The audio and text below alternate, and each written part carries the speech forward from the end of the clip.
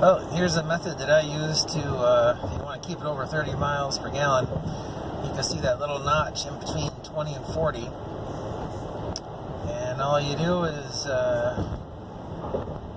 you punch the gas down hard enough that it goes underneath that, you're going to be getting less than 30, and if you keep off the gas enough that it stays over that notch, you're going to be getting over. Obviously, it's going to be tougher up and down hills. It kind of depends on how much speed you want to lose. And I can let off the gas and lose some speed and get some mileage. That's always your trade-off. But the faster you go, there's going to be more air drag.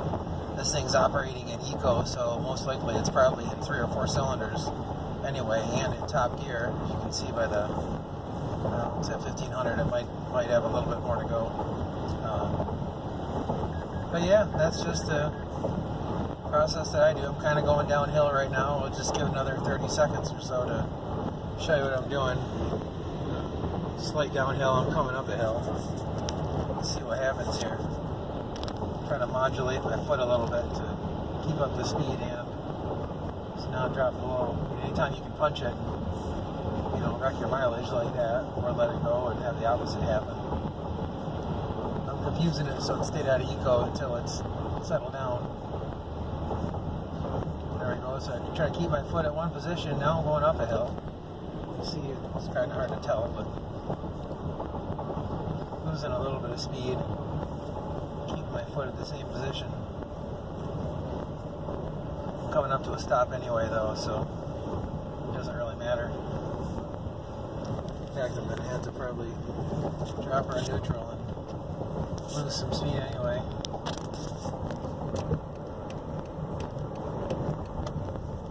Now we're coming to a downhill. That's the general idea. I'm not going to get a lot more mileage because I'm coasting in neutral. Don't recommend this for everybody. You can see that mileage jumping right up because it's just basically using no gas. When you're idling, it uses like 1/4 of a gallon an hour, which is very, very little. Alright, coming to a stop. I just scrubbed off all that speed, which kind of sucks. This car coming. Alright. We're gonna turn. You use up all your gas getting up to speed. And then once you get up to speed, you're using gas to push through the air. And air drag is exponential with speed. So that's why the faster you go, you kill your mileage. Ideally, you want to go as fast as, as slow as you can go where you're in top gear. With these VCM-equipped vehicles, since they'll automatically kick into cylinder deactivation, you could be going 30 miles per hour with cylinder deactivation on, and it's going to be about the same thing as going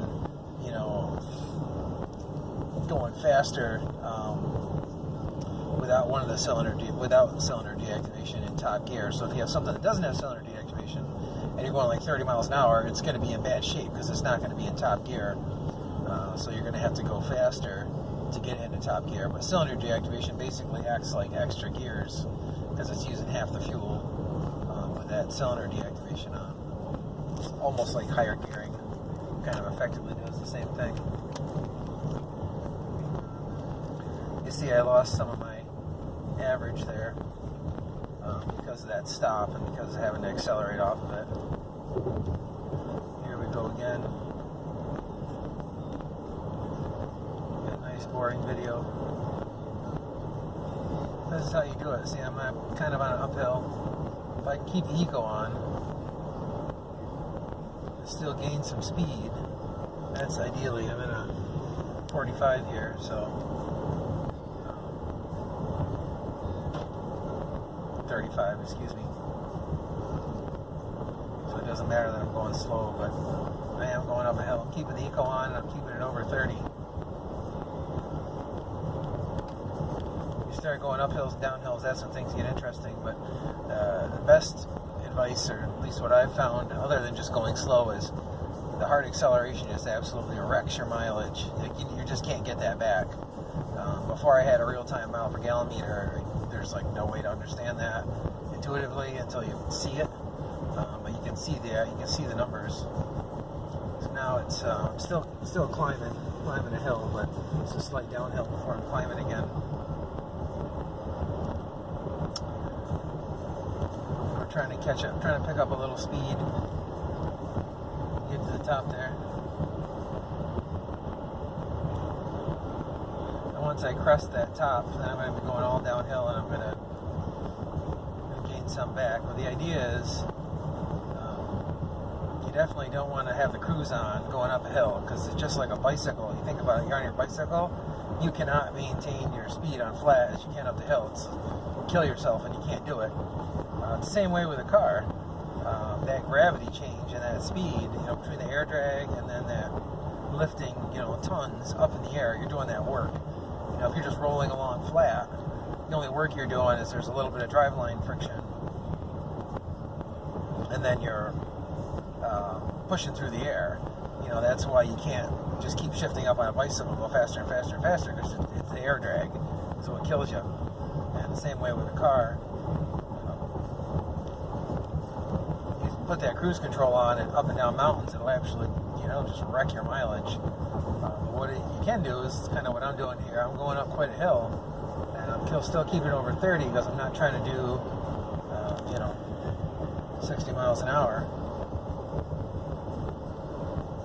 I keep it in the eco, crest this hill, and once I see here, the car's lower, so I really don't want them to see what I'm up to too much here. I'm just chilling out in the slow lane anyway. Get to the top of this hill, and then we're going to go back down and really see some mileage.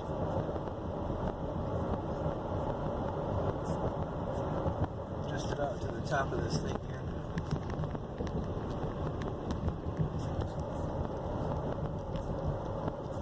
You can't do it. Oops, out of eco again. Let off the gas just a little bit. Most of the time that eco actually shows you when you're kicking into cylinder deactivation. Sometimes I guess Car and Driver did a test, and sometimes it doesn't necessarily do that. It's just telling you when you're operating on some threshold of efficiency. But you can see I'm already down to 31.8, so I got knocked off 2 miles per gallon at least, and I'm losing up this hill. And now I'm cresting the top of the big hill, and I'm gonna coast back down it. Maybe I'll leave in gear, maybe I won't. I don't know. We'll see. You can see that all of a sudden I'm gaining mileage because I'm letting off the gas. If I keep on the gas the same amount, I'm going to really get some mileage. But I'm not going to. Instead, I'm just going to drive on neutral and cheat. I'm just going to coast. Still gaining speed. The gravity is going to affect me more than the air drag. So I get down to the bottom of this thing, and like I said, when you're in neutral, you're only using a quarter of a gallon per hour, which is like 0.0000006 gallons per mile. It's nuts. It's like basically you're getting like 200-300 miles per gallon for that short, brief amount of time that you're doing 60 and at idle. Some cars, the old ones before they had cylinder deactivation, they'd have fuel cutoff, and with the fuel cutoff, you'd be using zero. But what that would do is the wheels had to push the engine to make that happen. So you're actually scrubbing off speed quite a bit. Now you see what I just did there? Now look at it. It's up to 34.9. So I'm actually ahead. So I went from, I'm pretty sure I'm on the same level as far as elevation. Kick it back into gear. Gently get back on the gas because I'm coming up to a stoplight anyway. Try to keep things moving. People are, slightly gaining speed on me. I'm in a 45.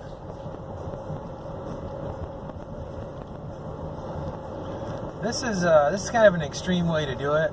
It'll give you an idea if you're, in an area where there's not a lot of traffic around. Obviously, you don't want to. This guy's stopping. You don't want to impede traffic because it irritate other people as well as make your life dangerous. You don't want to get rear-ended. It's not going to help you saving a couple $100 a year in gas if you have to, live with neck pain the rest of your life getting rear-ended. I'm here again. I'm coming up to a red, so now I'm kind of hosed. Going 35. I'm going to kill all that momentum. I'm going to shut it off now. All right, I hope you guys learned something.